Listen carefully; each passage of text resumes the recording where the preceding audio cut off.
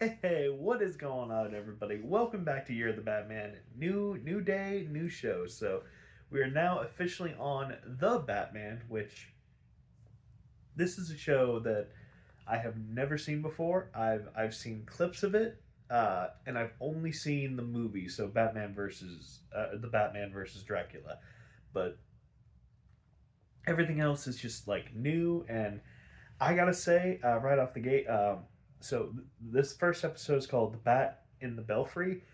And the first episode, man, they know how to start the series off on a good foot. Like you know, the theme song, I will say, is it's like what you see is epic, but like the music, it just doesn't fit the tone. Like I mean, it fits like the tone of the show, but it doesn't fit like the tone of the introduction, if that makes any sense. It's just odd. It's definitely a leagues better than the Batman Beyond. I didn't care for that one one bit. It's just nuts. But so you have this Batman. He's only like 3 years into being Batman, and you can definitely tell he's a young man. Like this is the youngest we've ever seen Batman, and it's a refreshing take, I must say. So it starts off the very first scene of the series. Batman is taking down Rupert Thorne and his henchmen. And Rupert Thorne, he's like reimagined differently than the animated series, which they do a lot of different reimaginings. And I'm very okay with that. Like very okay. Um, this one, he's like kind of younger, kind of more like afraid of the Batman. Um, but Batman, he like wraps them all up and leaves them for a nice present for the police. And I don't know if it's the chief or the commissioner.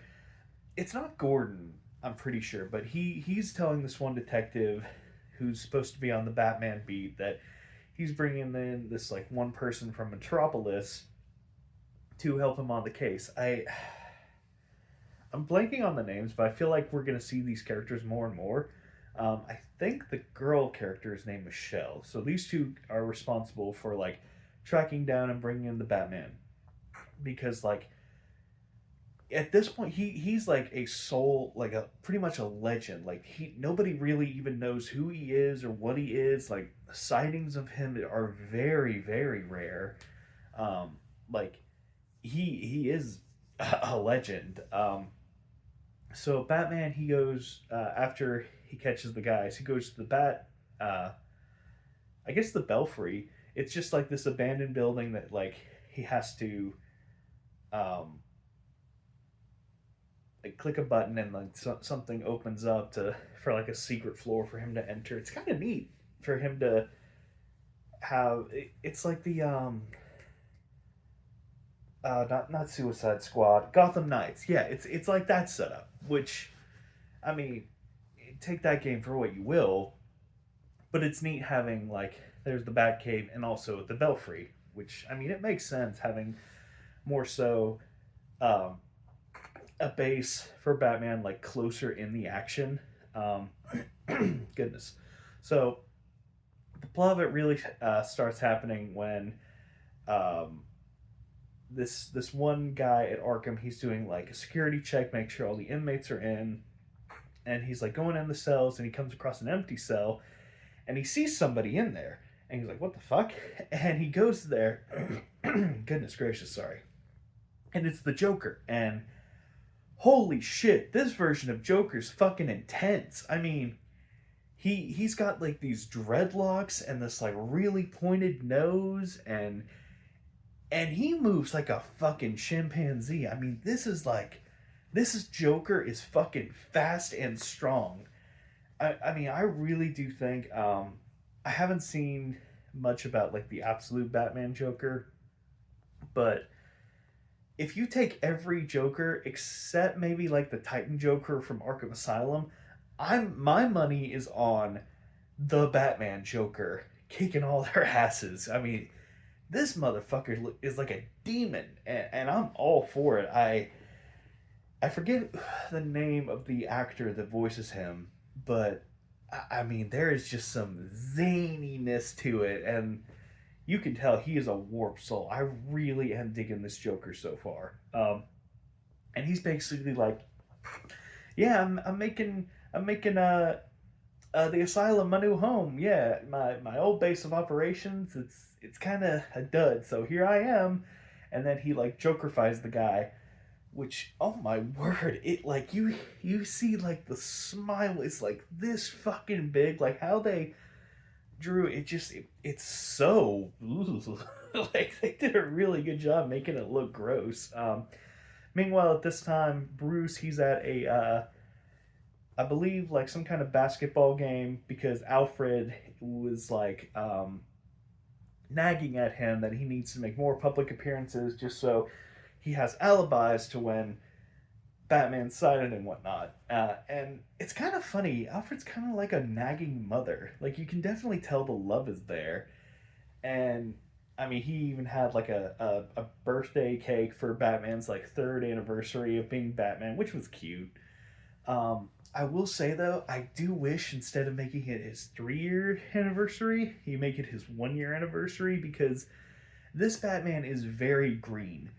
Like he'll like call the Batmobile and he'll almost get hit by it. I'm just like, all right, 1 year of it, maybe I'll. I mean, but you've been doing this 3 years now, Bruce. Come on. That's my pretty much only gripe. Like he's been Batman for 3 years now, and he still feels green, like a little too green for 3 years. If that makes any sense, it's a little bit of a nitpick, but just wanted to address that. And I will say, he's kind of awkward, and I like that. Like it's just, I mean, he's younger. He's much more younger and inexperienced, and it feels like he's just this young 20-some-year-old just kind of navigating life, and it's super interesting. So he's off with a date with two girls in between him at the basketball game, and he gets like this text alert which notifies him of any trouble in the area. So he goes to the asylum, and then the two detectives go to the asylum. And during all this time, the Joker he lets all the patients out, and he blows up the only bridge to Arkham Asylum. And this is kind of neat. The asylum isn't in the middle of fucking nowhere. I mean, it's literally like one bridge over to Gotham City, which is just just nuts. I mean, so I guess at this point they haven't really seen any like super big crazy bad guys yet. So it makes sense why they have it like just so close because they're like, oh, they're not that much of a threat until now with the Joker. So there's a lot of different choices going on, and I'm all for it. Like I'm definitely all for it.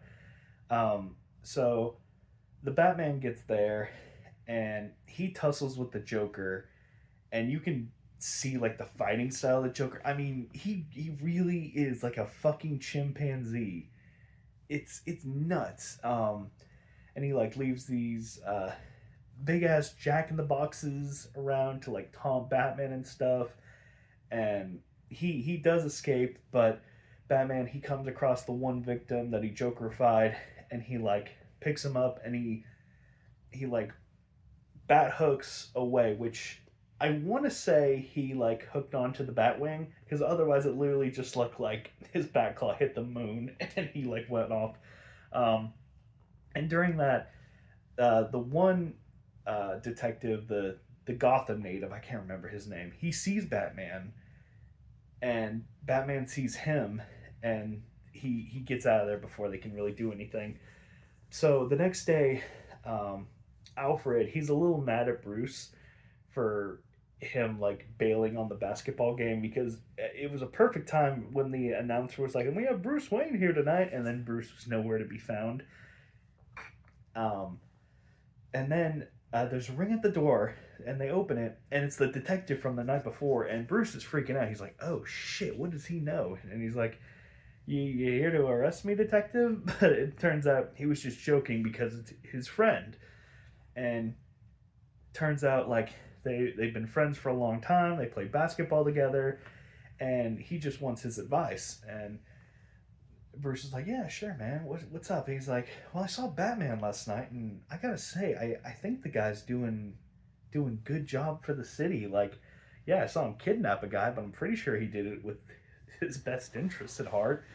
Um, so it is neat that like Batman has these two detectives on his case, and one of them happens to be a close friend of his. So I really wonder if at one point like that truth is going to be revealed and then they go from there. I don't know. It's just interesting. Like I said, there's a lot of interesting stuff going on in just the first episode. Like kudos to the writers, like hooking you in. Um, so yeah, Batman, he's trying to fiddle with the one guy that got poisoned, but he's like, I need to get a vial of that Joker toxin to make a proper antidote.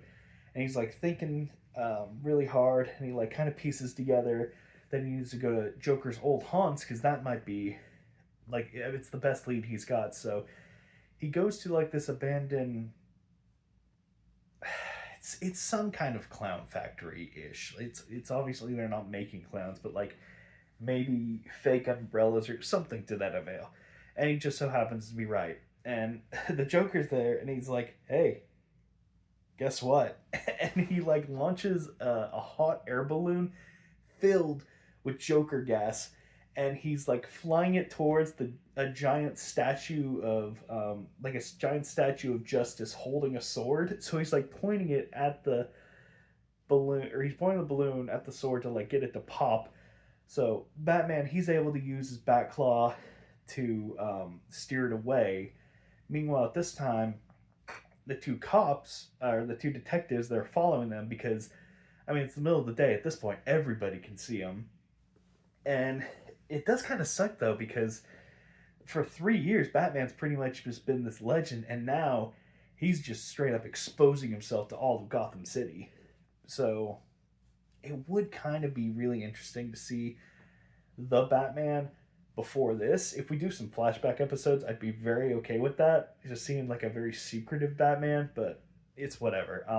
So he then calls a like a bat sub or a bat boat to his location, and he puts a grapple to it and then brings the whole thing down into the water. Which, man, if they somehow make it to be like, oh, the water got polluted and that created Killer Croc, that would be kind of neat. Like, or the smiling fish or whatever have you. I don't know, just the fact that all that Joker toxin got put in the water and then nothing happens, that would feel like a cop out. So Batman is successful at getting a sample of it, and he does throw the Joker to the authorities. Uh, and then he cures the guy, and then the episode ends with the guy checking all the rooms in the asylum again, and then Joker is in the room he originally was in, but this time like handcuffed. So yeah, good start. Wise choice making the Joker the first villain of the series. I mean, he's Batman's most recognizable villain, but how they did him is so interesting. I mean, this Joker's straight up scary, and like how his eyes are, like he has no pupils, or if he does, they're fucking huge. And then the Batman, his chemistry with Alfred's really good. I'm looking forward to seeing where the detectives are going. But yeah, good start, good start. I would definitely say this is a 6 out of 7 episode for me. I won't say 7 out of 7 just because there's just there's a few things here and there that I did have nitpicks of. But yeah, very excited to see where this goes. So yeah, that was first episode of the Batman. Can't wait to see where this series takes me. So yeah, that's it. Bye bye.